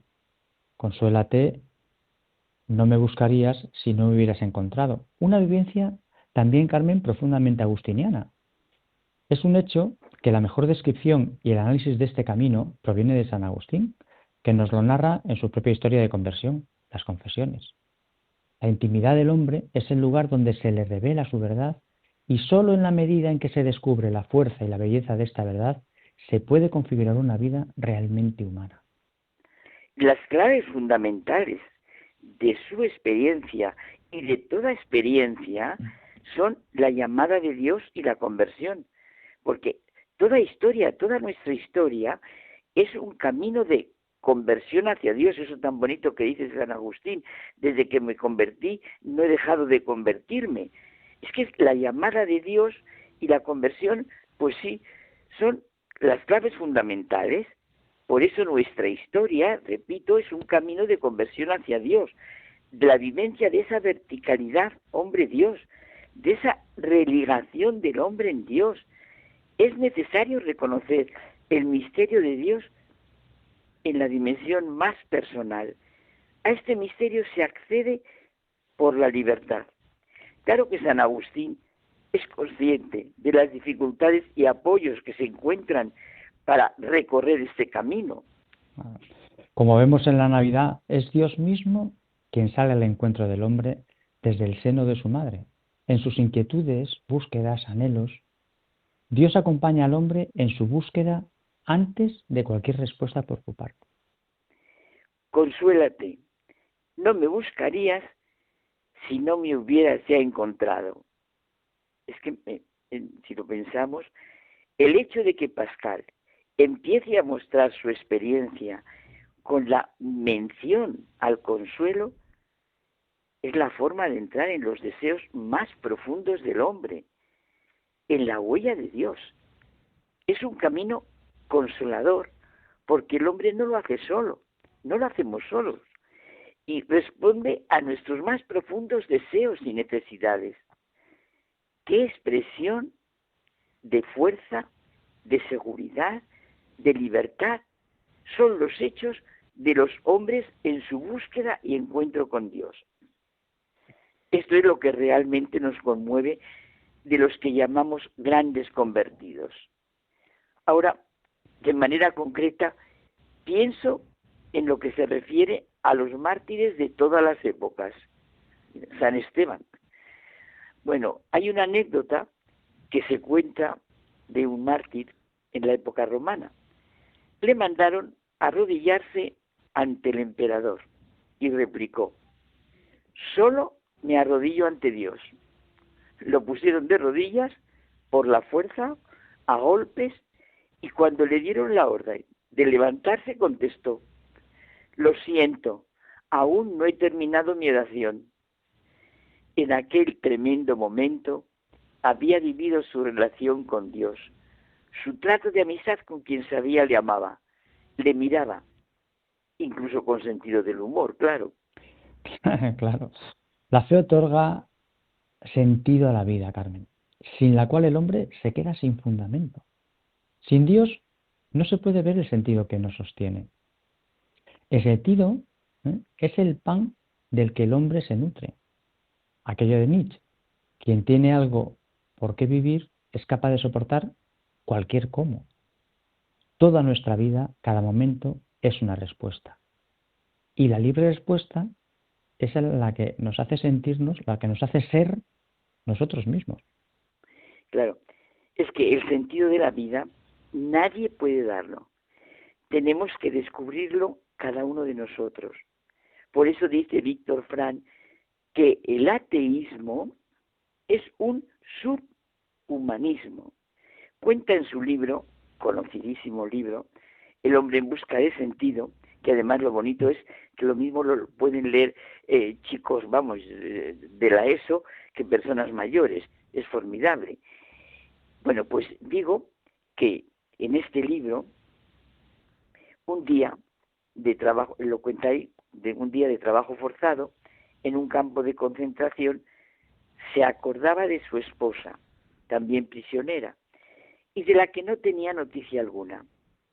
Vivió la actualidad de su amor, a pesar de no saber si ella continuaba en vida o no. Y tuvo la convicción de la evidencia de que para su amor esto no tenía importancia alguna, porque estaba por encima de la vida y de la muerte. Vaya fe.